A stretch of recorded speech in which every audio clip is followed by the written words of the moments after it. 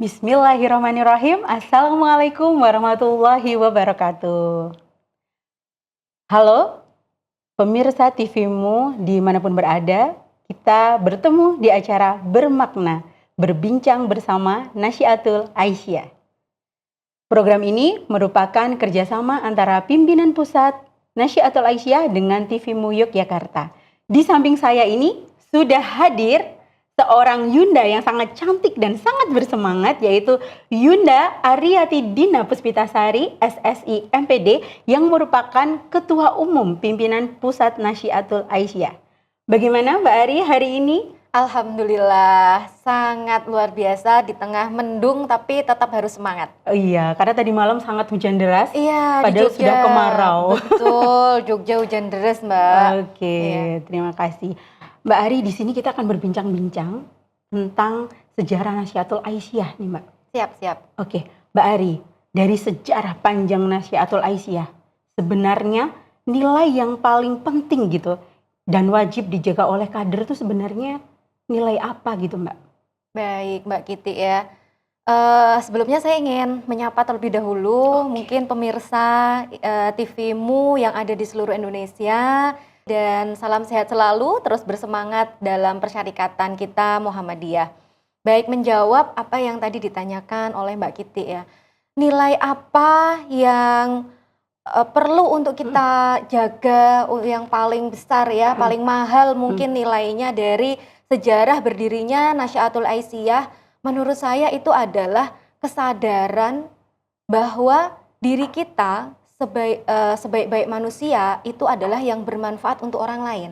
Artinya bahwa kesadaran untuk berjuang demi kemaslahatan umat ya, itu adalah nilai dasar Nasyiatul Aisyah yang disematkan kepada seluruh kader Nasyiatul Aisyah. Kita merujuk kepada salah satu hadis Rasulullah ya, khairun nasi anfa'uhum linnas. Artinya bahwa di sini sebaik-baik manusia adalah yang bermanfaat bagi manusia yang lain atau bagi khairun nasi anfa'uhum linnas ya, bagi manusia yang lainnya. Dan kebaikan itu, kemanfaatan itu dilandasi dengan keimanan dan juga ketauhidan serta juga keilmuan tentunya. Iya, menurut saya itu.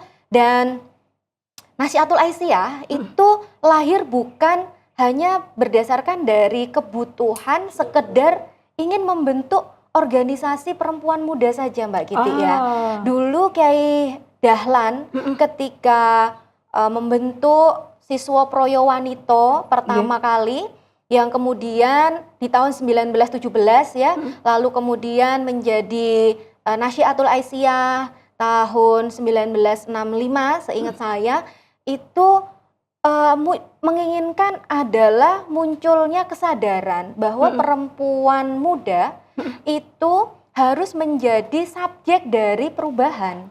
Tidak hanya sebagai, kalau dulu tuh selalu berada di belakang, konco wingking, adanya di dapur, sumur ya, kasur gitu kan.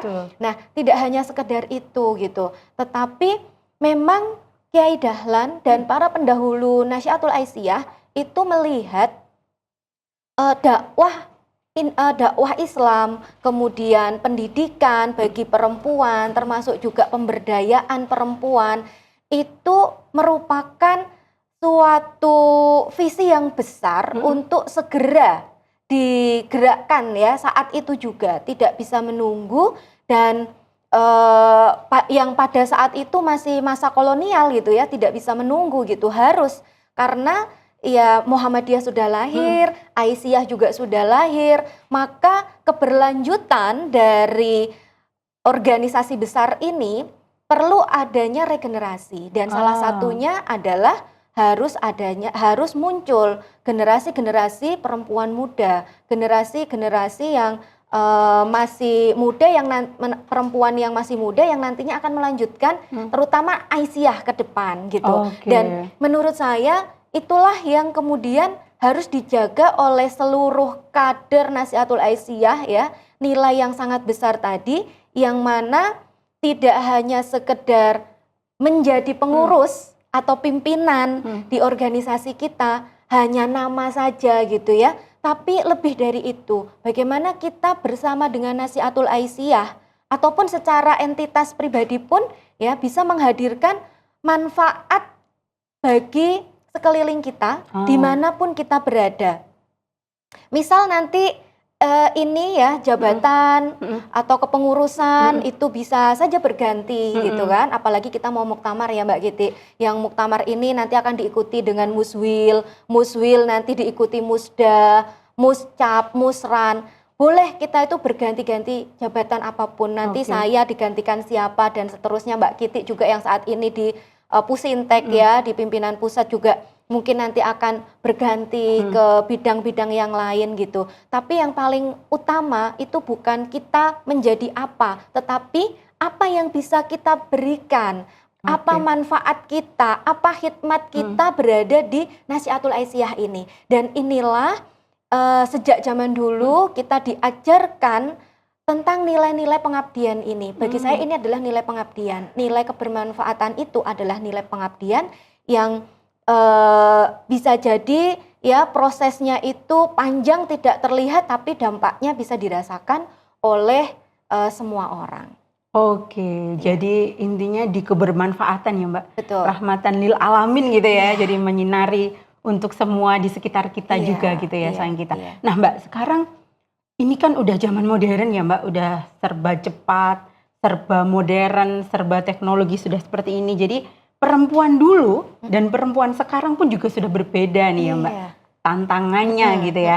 Nah lalu sebenarnya bagaimana gitu ya cara Nasihatul Aisyah di zaman sekarang itu bisa beradaptasi gitu ya, tapi nggak kehilangan jati diri gitu Mbak. Nah gimana tuh Mbak? Iya baik, ini penting banget menurut saya ya, pertanyaan penting banget karena memang akan seiring dengan zaman yang berubah, maka bagaimana dengan organisasi kita? Apalagi Nasihatul Aisyah sudah berada di usia 95 tahun ya Mbak ya. Dan sebentar lagi ya 5 tahun lagi ya masuk ke abad kedua kan. Betul, gitu. Sudah sangat. Nah, bagaimana biar kita tidak kehilangan identitas asli kita sebagai Nasihatul Aisyah?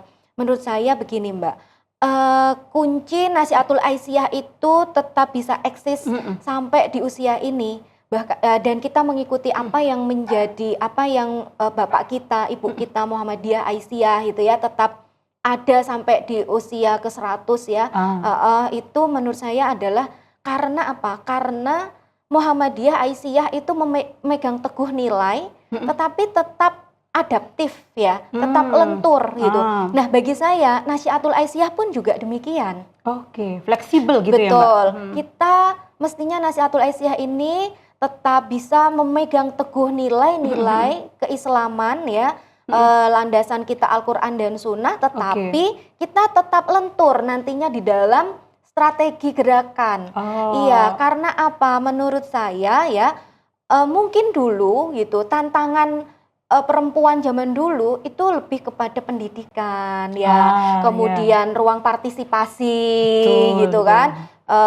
Pengakuan sosial mungkin yang stereotip perempuan yang tadi di awal saya sampaikan gitu ya, mereka terkungkung, tidak bisa sekolah hanya bagi kaum laki atau orang gitu khusus ya. Iya dengan strata tertentu. Betul. Tapi hari ini tantangan perempuan itu jauh menurut saya lebih kompleks lagi. Tantangan kesehatan, apalagi kesehatan mental gitu kan. Ini di era sekarang benar banget paling vital sekarang ya Mbak. Belum lagi disrupsi digital ya. Sekarang aduh muncul banyak hoax gitu kan.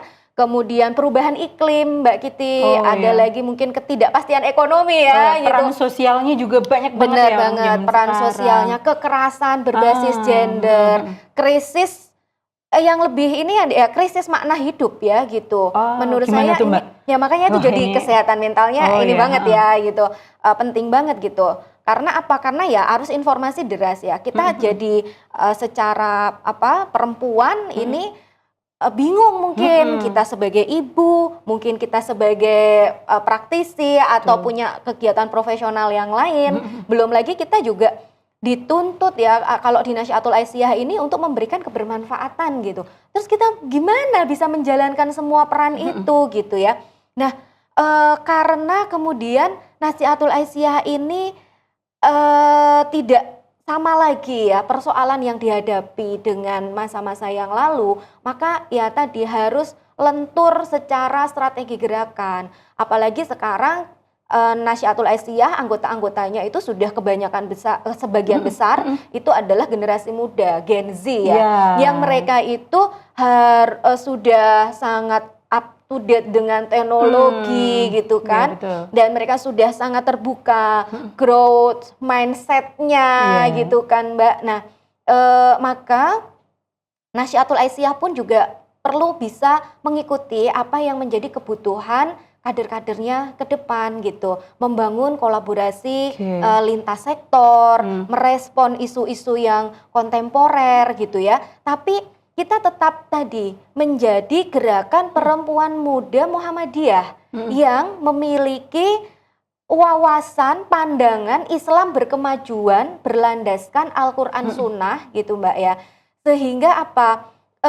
Ketika kemudian nanti ada perubahan-perubahan atau tantangan-tantangan di masyarakat, kita tidak hilang arah gitu ya.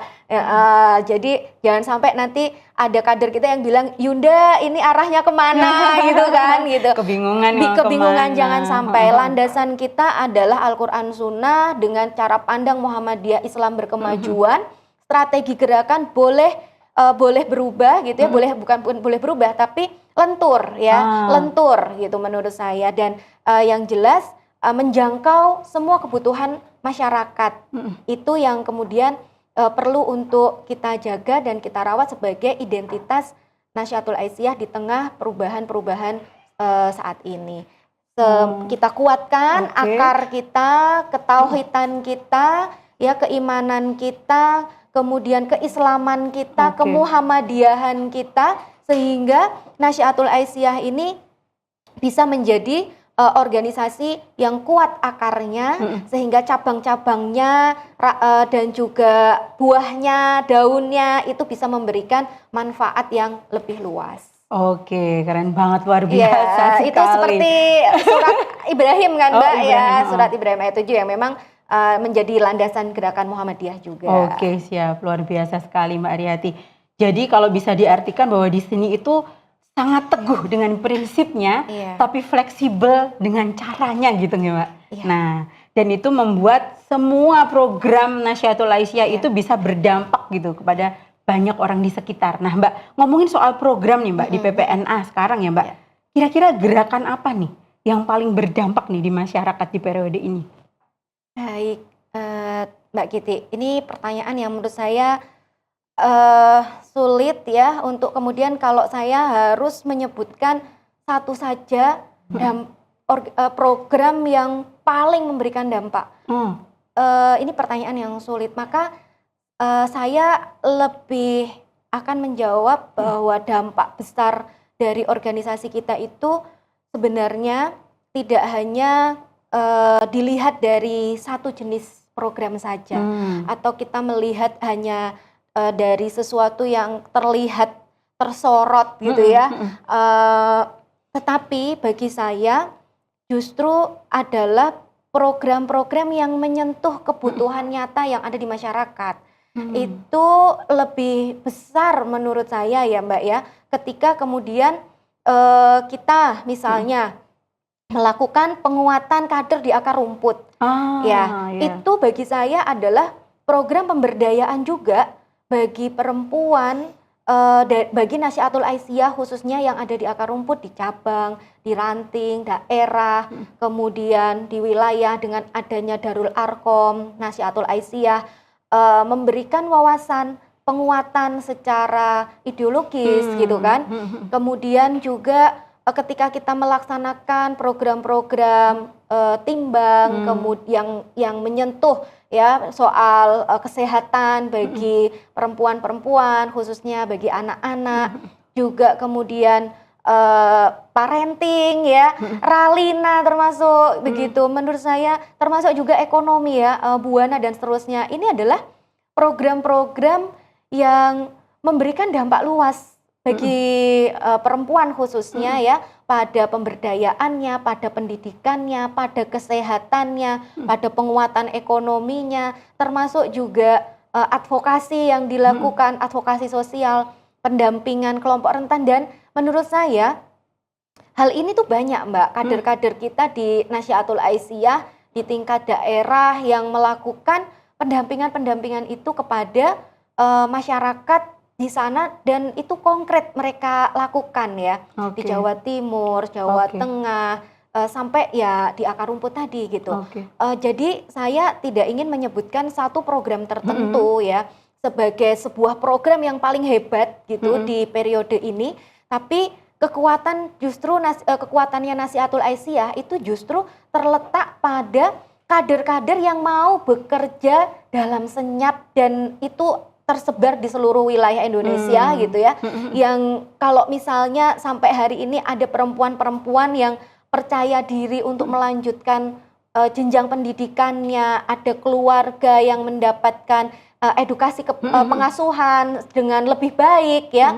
Ada masyarakat yang semakin sadar pentingnya kesehatan mental, kesehatan reproduksi, ada ruang aman bagi perempuan dan anak. Itu adalah jejak-jejak Nasyaatul Aisyah, Mbak. Jejak-jejak program-program Nasyaatul Aisyah yang memberikan dampak gitu ya.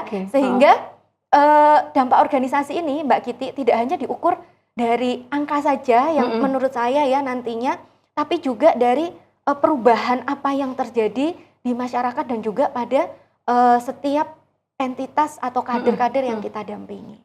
Jadi di sini goalnya sesuai potensi ya. Kita benar-benar bisa rahmatan lil alamin, itu sesuai potensi semua kader gitu ya. Dan berdampak gitu.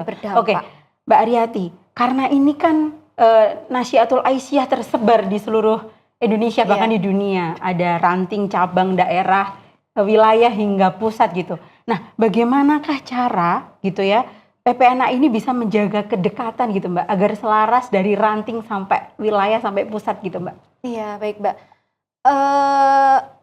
Memang betul ya, kami menyadari bahwa organisasi kita itu sangat besar dan beragam, 35 provinsi gitu ya. Sebentar lagi insya Allah periode depan mudah-mudahan jadi 36 karena ada Papua Selatan ya kalau nggak salah ya, itu sudah mempersiapkan diri gitu. Nanti ya selamat itu untuk periode depan, karena kalau periode ini kita satu wilayah baru itu adalah dari Papua Barat Daya. Ya. Dan tentu setiap wilayah, setiap daerah itu punya karakter Mbak Kiti, punya tantangan yang sangat beragam gitu ya. Kapasitas pun juga beragam gitu. Dan kami membangun komunikasi ya, kami membangun komunikasi itu tidak hanya satu arah, dari pusat ke daerah saja atau ke wilayah saja, ke wilayah ke daerah, tidak hanya itu, tetapi saling. Jadi ada kesalingan di sini, kami mendengarkan aspirasi dari bawah ya, dari wilayah, dari daerah, bahkan dari cabang dan ranting pun juga kita dengarkan. Karena apa? Bagi kami ini adalah kami membuka ruang dialog gitu, ruang dialog yang memungkinkan semua orang itu bisa saling belajar. Dan teknologi digital yang saat ini sudah sangat membantu organisasi kita untuk bisa memberikan informasi lebih cepat ya kepada teman-teman yang ada di wilayah, daerah, cabang dan sampai ranting. Ini pun sangat membantu kita ya, menggunakan media sosial ya. Kita punya grup-grup WhatsApp gitu kan, yang bagian dari kita mempercepat perluasan informasi dan juga penguatan bagi teman-teman di Nasyaatul Aisyah gitu ya. Maka menurut saya kita semuanya harus menyadari bahwa kita itu memang tidak bisa semuanya berada di frekuensi yang mungkin sama ya, karena tadi kebutuhan masyarakatnya, karakteristiknya, kapasitas, SDM-nya juga beda-beda Mbak. Di Jawa itu banyak banget gitu kan kadernya gitu, SDM-nya banyak.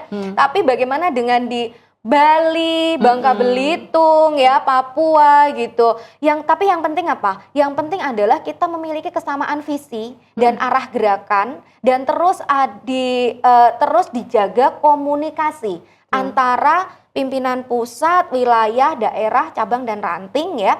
Dan kita juga harus menghargai kreativitas yang tumbuh dari wilayah, betul, dari gitu lokal, ya. betul, kreativitasnya di sana apa, dan menurut saya itu justru praktik baik yang bisa menginspirasi masing-masing wilayah ataupun daerah gitu ya.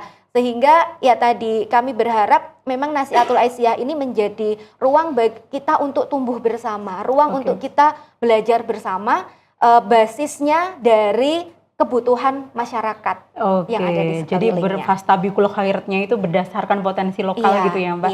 Dan yang menjadi jembatan utama adalah komunikasinya gitu kan. Betul. Oke Mbak, ini mau di akhir-akhir nih Mbak, karena udah lama ternyata kita ngobrolnya. Jadi ya Mbak ya. Ini udah mau muktamar nih Mbak, berarti kan udah menjelang periode nih, menjelang akhir periode gitu ya. Kira-kira warisan apa yang ingin Yunda Arihati gitu tinggalkan buat NA di masa depan? Cie. Aduh, Mbak. Langsung melo saya Mbak. Langsung melo ya. Baik, jadi Mbak Kiti dan para pemirsa, Nasihatul Aisyah ini adalah organisasi kolektif kolegial. Organisasi yang dibangun bukan dari salah satu nama tertentu, bukan hanya di kepemimpinan ini saja. Nasihatul Aisyah ini memberikan makna ya untuk masyarakat gitu. Tetapi capaian-capaian ini sudah ada sejak periode-periode sebelumnya. Nah, maka kalau kemudian ditanya legacy apa yang penting ya untuk kemudian kita tinggalkan, ya meninggalkan organisasi yang siap untuk menghadapi masa depan, Mbak. Ya, itu bagi saya adalah legacy yang paling penting. Dengan kemudian kita di periode ini memperkuat tata kelola organisasi kita sudah memperbaiki ya berbagai dokumen yang kita miliki seperti dokumen-dokumen organisasi, panduan-panduan administrasi, itu kita tertibkan lagi, kemudian ADART-nya, SPNA selalu dirujuk. Bagi saya ini adalah penguatan tata kelola organisasi. Kemudian bagaimana ketika kita di periode ini juga sudah melakukan perluasan jejaring strategis dengan berbagai mitra, melakukan peningkatan kapasitas kader, memperkuat sistem organisasi, kaderisasinya kita, juga menumbuhkan budaya kolaborasi lintas sektor ya. Dan bagi saya itu adalah termasuk juga sesama internal juga tadi ya Mbak ya di pertanyaan sebelumnya. Ini adalah warisan yang sangat berharga untuk periode ke depan yang saya sangat berharap di periode ke depan ya bisa lebih baik dari yang sudah ada di periode ini gitu. Dan Nasihatul Aisyah mampu untuk terus relevan ya Mbak dengan zamannya, menjawab seluruh persoalan kebutuhan perempuan. Mbak, saya jadi melo. Saya jadi merasa bersalah karena memberi pertanyaan itu ya Mbak. Melo nggak apa-apa ya Mbak ya. Berarti berhasil ini. Iya, ini karena sebentar lagi sudah mau meninggalkan NA juga Mbak ya. Jadi bawa melonya gitu. Saya yakin teman-teman periode depan itu mampu gitu untuk bisa melanjutkan apa yang sudah ditanam oleh periode-periode sebelumnya ya, sejak dahulu sampai hari ini gitu Mbak. Dan saya yakin juga ke depan Nasihatul Aisyah itu terus bisa menjaga organisasi yang kolektif kolegial yang tidak hanya dimiliki oleh satu sosok tertentu atau circle ya katakanlah tertentu gitu ya, tetapi organisasi yang memang bisa merawat semua pimpinannya, anggota-anggotanya gitu ya, yang kemudian bentuknya itu menjadi lebih dinamis, menjadi ya tadi di awal saya sampaikan memang lentur, tapi nilai-nilainya ya itu tetap bisa terjaga. Prinsip-prinsip organisasi kita di Nasyaatul Aisyah jangan sampai hilang karena pragmatisme zaman. Oke, jadi ini merupakan salah satu usaha agar Iya. kita tidak meninggalkan generasi yang lemah gitu ya Mbak? Iya, Oke, insya Allah. dan ini terakhir Mbak, Oke. buat semua pemirsa dan khususnya untuk teman-teman Nasyaatul Aisyah di seluruh Indonesia bahkan dunia gitu ya. Apa Mbak pesan singkat dari Mbak Ariyati ini? Oke, baik, dalam podcast kali ini saya ingin mengucapkan terima kasih kepada seluruh kader Nasyaatul Aisyah ya yang sudah memberikan dedikasi hidupnya untuk Nasyaatul Aisyah, tumbuh bersama kita di Nasyaatul Aisyah. Kita sudah mengukir sejarah hidup bersama dengan Nasyaatul Aisyah. Saya yakin hadirnya kita di Nasyaatul Aisyah tiada lain adalah untuk memberikan kebermanfaatan hidup kita, mencari ridho Allah Subhanahu wa taala yang mudah-mudahan nanti kita semuanya dipertemukan di surga Allah. Oleh karena itu, tetaplah bersemangat mengembangkan Nasyaatul Aisyah sampai setinggi-tingginya nanti Nasyaatul Aisyah itu bisa terbang, menguatkan cabang dan ranting kita, menguatkan diri kita, menguatkan keimanan dan keislaman kita untuk kita mampu melanjutkan apa yang menjadi cita-cita para pendahulu kita, melanjutkan cita-cita dan juga visi Nasyaatul Aisyah, yaitu menjadi putri Islam yang bermakna bagi agama, bagi keluarga, bagi masyarakat, dan tentu melanjutkan perjuangan Muhammadiyah dan Aisyah ke depan. Terima kasih Mbak Ari atas wejangannya. Alhamdulillahirrahmanirrahim. Oke pemirsa TV-mu semua dimanapun berada, akhirnya bincang-bincang kita berbincang bareng Nasyaatul Aisyahnya untuk episode hari ini sudah berakhir, dan saya yakin di episode selanjutnya juga akan ada nih bincang-bincang atau tema gitu ya yang lebih inspiratif. Oke, fastabiqul khairat, albiru manitaqo. Terima kasih. Wassalamualaikum warahmatullahi wabarakatuh.